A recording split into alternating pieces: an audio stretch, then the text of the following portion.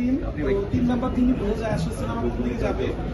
তো already pressure বাড়া শুরু হয়ে গিয়েছে, দর্শকদের মনে প্রেশার লাগা শুরু হয়েছে এবং আপনারা দেখতে পাচ্ছেন।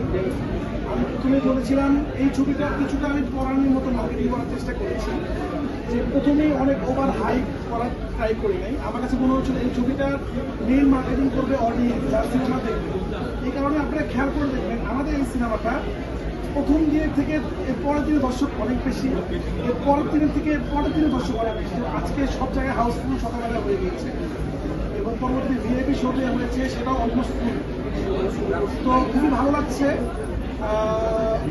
আমাকে সবাই বলেছিল যে যেহেতু ছবিতে ওরকম কোনো নায়ক নাই, এই ছবিটা মানুষ দেখবে না। তো দর্শক জবাব দিয়ে দিল। আমি তখন তো জিজ্ঞেস করছিলাম আপনারা কেন দেখছেন, বলছে এখন আমাদের কাছে গল্পই আসলে জন্য আমরা দেখতে আসছি এবং ভালো ভালো অভিনেতা অভিনেত্রী এখানে আছে এবং মেয়েদের জন্য আমরা